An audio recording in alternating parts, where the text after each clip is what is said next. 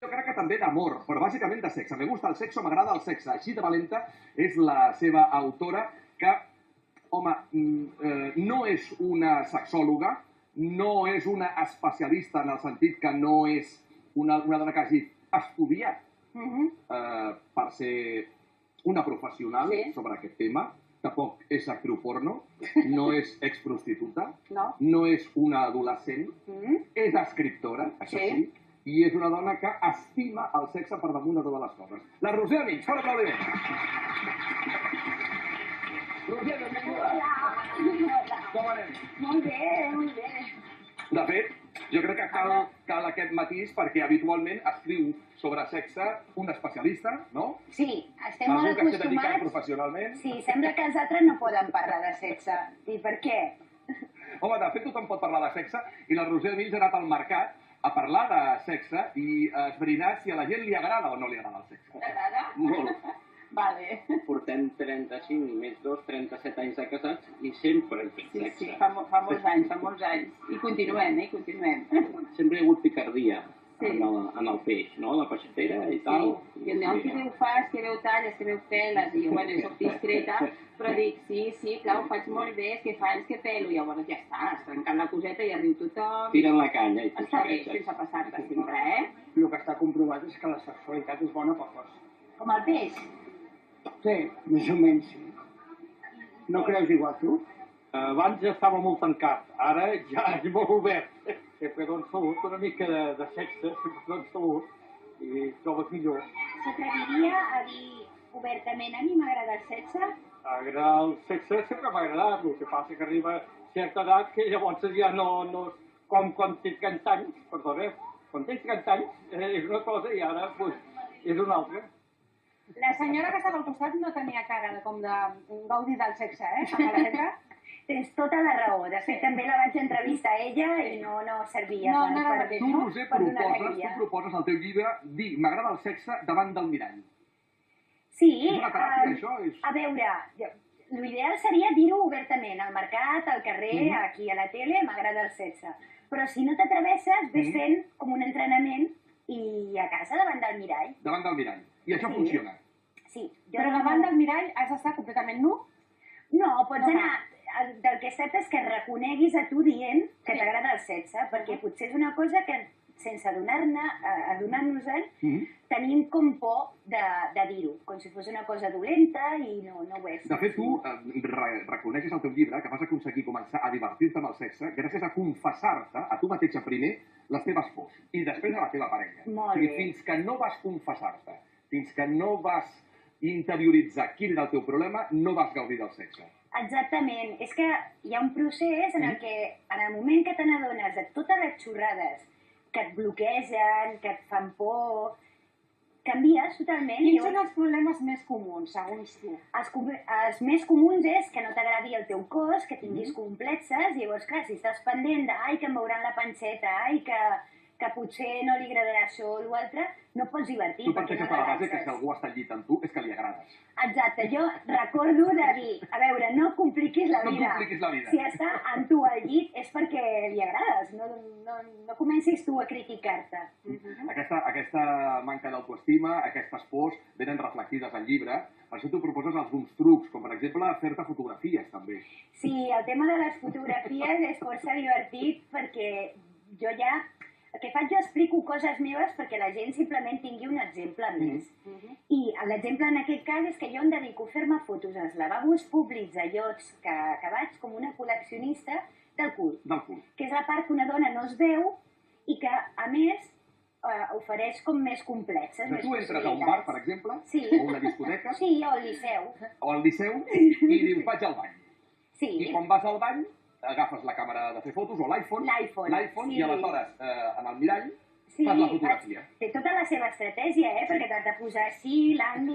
L'estratègia per mi seria que no entri algú quan t'estàs fotografiant Això el també. cul. I això et dona molt, segurament. Has d'anar ràpid. A veure, si vols fer la foto, ja t'has de pensar a quin lavabo agafes, perquè si no és impossible. Clar. Però sí, té una part de morbo, però també té una part de gràcia, com de fer una trapelleria, que jo crec que també prendre'ns la vida Aquestes fotos així... les conserves després o no? És que algunes les Tens un penso... recull de fotografies del cul, amb perdó, de Roser Una Amics. col·lecció. Sí. Però és que algunes ara les he ja he donat el pas més enllà i les penjo a Instagram. Ah, molt bé. Però la meva pregunta és, no et donaria més morbo fer-ho al lavabo dels homes que no de les dones? Sabíem quina cara posen quan No, entren? perquè no va per aquí. Jo el que faig és fer-me una foto del cul com una performance de... Mira... Sí, però dic que a no us més espereu. com un extra, no? Mira, ja això... Sí. Per No, exemple, les trapelleries que proposa la Roser Amics, aquí hi ha molts trucs, hi ha molts tests, també. També per provar, Per saber com clar. estàs de felicitat sexual. sí. Però sí és cert que tu proposes ser una mica trapella, ser una mica dolent. És O això. dolenta, perquè està Sí. fet des del punt de vista de la dona, Ahà. bàsicament, aquest llibre. I tu proposes, per què no et treus les calces i sobtadament li poses les teves calcetes a la butxaca del teu noi? Sense que ho sàpiga Sense que ho sàpiga. i que se les trobi. I que se les trobi. Per exemple. Tu creus que això pot funcionar? O saps que funciona? Jo sé que funciona i a més és que aquest tipus de trapelleries ajuden a recordar que el sexe és un joc. Ahà. La vida també és un joc, però el sexe en concret, si en algun moment mires una escena eròtica a càmera lenta, pot fer riure veure tots aquests pantejos i aquestes tombarelles i de més. O sigui, si fem aquestes trapelleries, pot fer molta el trapello del Xavi Martín. Tu defineixes, Roser, a més, t'haig de felicitar també pel teu blog de La Vanguardia, pels premis Òmnium Cultural de 2 anys, 2011-2012. Estem parlant amb una escriptora doncs, de llarg recorregut. Tu defineixes la felicitat sexual com la suma de la ment, el cor i el cos. Quin dels 3 elements dona més problemes habitualment? La ment. Ens dediquem a qüestionar-nos a nosaltres mateixos en massa situacions, sobretot en el tema sexual, de si això està bé, si no està bé. Ens han ensenyat tantes coses dolentes i socialment hi ha tants drames amb el sexe, pensem que en aquest moment potser estan matant en algun país del món algú per un tema relacionat amb la seva sexualitat. Probablement. I això és que hauríem de tenir més consciència i entre tots ajudar a veure el sexe com una part de... És que venim del sexe.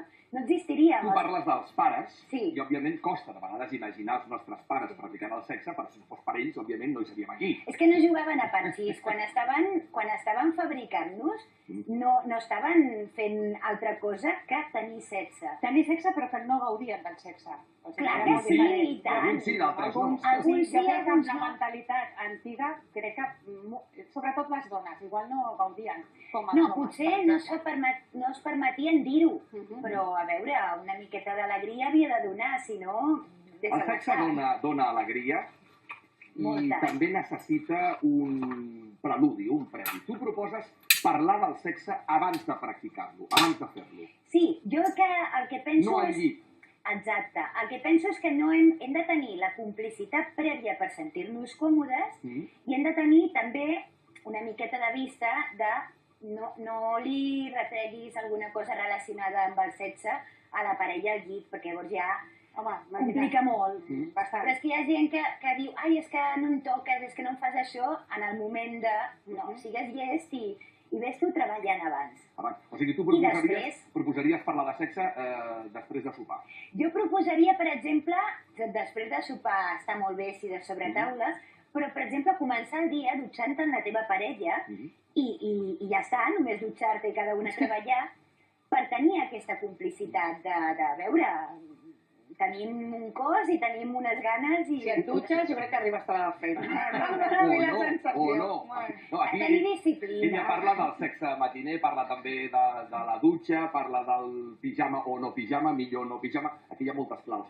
El que sí que és cert és que no es solucionen al llit els problemes que té la parella fora del llit, que és un dels grans errors habituals de la parella. És l'error. L'error garrafal és que comencis a discutir o a retreure coses quan estàs en acció, però llavors en aquell moment l'altre està més fràgil i li afecta més.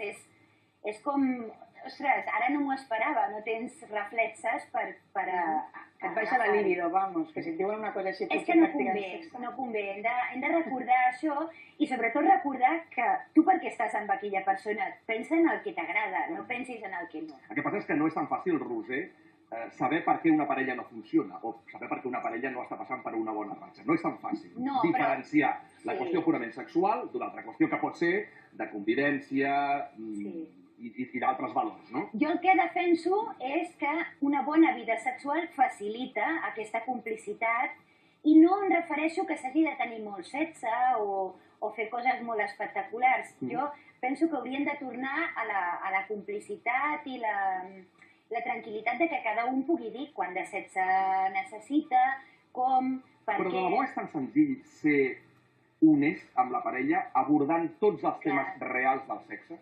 És un procés, és un procés. Tu que has conegut parelles, a més cites també, fas esment de testimonis d'algunes persones concretes que no sé si són reals o inventades. Generalment, tu creus que la parella parla amb sinceritat del que li agrada, del que no li agrada, del que li agradaria hipotèticament? Jo tot el que explico és autobiogràfic i real i he vist una evolució en mi perquè no depèn només de l'altre, també depèn de com tu... Si l'altre et diu una cosa i de seguida t'ho prens malament, no et tornarà a dir res i llavors es trenca aquesta complicitat. Però sí que hi ha una diferència en el sexe que tens amb algú en el que no hi ha confiança i el que tens amb algú que hi ha confiança. No hem de tenir por d'equivocar-nos, no hem de tenir por de dir coses que no sabem com li sentarà l'altre i no hem de tenir vergonya, perquè a vegades hi ha gent que no li costa gens despullar-se, però físicament, vull dir, treure's la roba, però després a l'hora de parlar de la seva veritable sexualitat... I aleshores per què fingim? Tu dius, les dones poden fingir o podem fingir un orgasme, els homes poden fingir una relació sencera. Que no sé què és pitjor, suposo que els homes. Això ho deia la Sharon Stone, que devia estar picada amb alguna relació. I tu agafes la frase per fer tota la teva teoria. Sí. Per què encara es fingeix un orgasme? És que hem de diferenciar aquestes relacions de cinema, pel·lículeres que hi ha, de que han de passar unes determinades coses i de més, potser no és el que ens fa falta a cada un de nosaltres. Potser hi ha moments en els que preferim que ens abracin i veure una pel·li junts al sofà, i això també és sexe. Sí, però el tema, el que et pregunta l'Alfons, o sigui, per què les dones encara fingeixen un orgasme? O sigui, perquè l'home acabi, es quedi tranquil i ja està, hi ha altra cosa? Per no ferir-lo més? Hi ha una part de mandra, de dir, no vull esforçar-me i que vagi fent i acabem ràpid, i també hi ha una part de dificultat d'ella de sentir-se insegura, de dir, si li dic que no m'està produint plaer o que em costa arribar a l'orgasme, s'ho prendrà malament o no seré tan interessant sexualment com altres amants que ella ha tingut i llavors és una roda. Perquè també et trobes amb homes que et diuen no, és que l'anterior sí que es corria. Bueno, potser no, potser també estava fingint. Llavors aquí ens hem de donar permís a les dones de dir mira, no sé si ho solucionarem d'un dia per l'altre, però sàpigues que necessito temps, necessito que em facis això i no em facis això altre. I també, exacte, relaxem-nos tots que si un dia no surt bé no passa res. Tu ets anticrono, no t'agrada cronometrar l'acte sexual, no t'agrada cronometrar quant de temps trigues per arribar al clímax. Això és un estrès. És un estrès, però en el fons el que estàs proposant és que la dona sigui egoista. Pel que jo he interpretat, tu estàs per una dona egoista. Sí. Hi ha moltes dones que esperen que l'altre tingui un detall de podries haver-me dit això, podries haver fet l'altre. Jo dic, literalment, sigues egoista abans d'esperar que l'altre sigui generós, perquè potser l'altre, tots són diferents, potser l'altre s'està fixant en unes altres coses. Llavors, una dona que diu el que vol i que és sincera, s'arrisca més, que també s'ha de ser valenta, però tens molt camí guanyat, no? Clar, si tu dius, mira, vull que em portis a sopar divendres, ja no hi ha problema, ja no hi ha dubte, sí, i l'altre t'arrisques a que et digui, doncs no et portaré a sopar. Bueno, així és la vida. En el terreny no crec que de l'egoisme, però sí d'una segona possibilitat, entre la masturbació, que tu defenses aferrissadament, fins i tot fins al punt de diferenciar el plaer que s'obté mitjançant la masturbació del plaer que s'obté amb l'acte sexual. Perquè segons tu corresponen a àrees diferents del cervell. Jo heu de saber que era molt, molt petiteta quan vaig començar a llegir i em vaig llegir l'informe Haidt que tenia la meva mare, que és el llibre que va fer la Sher Haidt, que explicava els orgasmes i la masturbació de milers de dones a les que havien encastat i de més. Jo tinc curiositat per aquest tema des de molt nena i m'he dedicat tota la vida a anar-hi pensant I he decidit en aquest llibre predicar l'exemple i dir que jo em masturbo per relaxar-me, perquè em cau bé. Llavors també penso que les dones hem de tenir clar que l'orgasme que tindràs masturbant-te no és el mateix que tindràs amb un coit. I no passa res. I és millor o és pitjor o és diferent? És que poden ser en determinats moments, igual que menjant. Vigila el que dius perquè els homes aquí en aquest moment... Home, jo he interpretat que el de la masturbació és millor. Pel que he llegit aquí. No, depèn del dia, de com t'agafi, clar. Sí, perquè l'orgasme de la masturbació va més ràpid perquè tu et coneixes perfectament i ja no et complica gens, però l'altre també pot tenir més interès perquè és com un repte. I a més, són complementaris, perquè també es pot tenir un coit masturbant abans, després, home, o durant. Complementari, sí. Exacte. I llavors no hi ha cap problema. És com una caixa de bombons. Tu quan coneixes un home, acabes confessant que ja te l'imagines al llit. Sí, i això ho hem de dir totes i que els Però quan el coneixes el primer dia. Però és que totes... No, t'ho pregunto, perquè hi ha gent que diu, home, té una veu maca, o m'agraden les seves mans, o és simpàtic, o té una conversa agradable, o podríem anar a pescar. El que passa és que si tu a un home li dius ja t'estic imaginant al llit, aviam, a l'home el desquadres una mica perquè, clar, no sap si estarà a l'alçada o no del que tu t'estàs imaginant. Ella no escriu que li digui, ella el que confessa és que ho tinguis clar pensa. tu. Ho tens clar tu. Vas a confessar tu mateixa, perquè a vegades ens muntem unes pel·lícules de ai, és que és tan mono, és que em dona seguretat, és que no sé què, bueno, però també li mires al cul i també t'agrada si té l'espatlla... Si un home és molt atractiu, te l'imagines sexualment. Exacte, i les dones tenim fantasies eròtiques igual que els homes. El que passa és que no ho expliquem tant, però ens venen flaixos. Però aleshores quan escrius i dius per triomfar sexualment t'has d'agradar a tu i punt. Tampoc no és del tot cert. T'has d'agradar a tu i punt i t'ha d'agradar també el cul del senyor que acabes de veure, o no? Exacte, sí, però si tu te sents bé en com tu ets, també ets més sincer amb el que realment vols. Llavors ja no et fiques en lius estar amb una persona imaginària, sinó que estàs en la persona que tens al davant, perquè tu també ets més real. Hi ha un tema que crec que tractes molt bé i és aquest. Què vull? 2 punts. Ser feliç o tenir raó? Que jo crec que és un dels grans problemes de la parella, que finalment estableixen una mena de competitivitat per veure qui té raó i aleshores li estan traient temps a l'objectiu real, que és acabar sent feliç. Això. El temps que es dedica a discutir per xorrades és enorme. Llavors, quan en prens consciència, ajuda a que tu mateix et diguis, quan estàs en plena discussió per si s'ha de posar un plat o no a la taula, de dir, què estem fent el poc temps que tenim entre la feina i els nens i tot això, anem a dedicar-lo a estar bé. I el tema aquest de tenir raó també és molt important perquè a vegades una relació es pot convertir en una lluita d'egos que no és gens convenient. Hauríem de ser més tolerants en l'altre i, per tant, en nosaltres mateixos. Tu creus que tot això passa factura després? Sí. I que l'avorriment previ finalment acaba traduint-se en un avorriment al llit? Jo crec que quan no tens... O és compatible avorrir-se i barallar-se a la vida quotidiana i passar-s'ho de conya després al matalàs? Mira, aquesta gent que vaig parlar al mercat, hi havia aquesta parelleta que explicaven, el passeter i la passetera, que explicaven que ells tenien com una mena de contrasenya quan discutien, que s'ho deien i llavors ja es feien riure. Crec que aquesta és la clau, de riure una mica de nosaltres mateixos. Doncs pots avorrir-te amb la teva parella, no passa res, però sigues sincer també, digue-ho. No pretenguis que tot sigui color de rosa. El sexe sense amor és una experiència buida, però com a experiència és una de les millors. Sí. Tu valores el sexe sense amor? Més que buida, jo el que vaig intentar explicar en el capítol que li dedico és que quan tens una promiscuitat ja important, el que vas veient és que no és que sigui una experiència buida en si, sinó que et va buidant. Es vas sentint que allò, més que portar-te, et va traient. Llavors fas una evolució.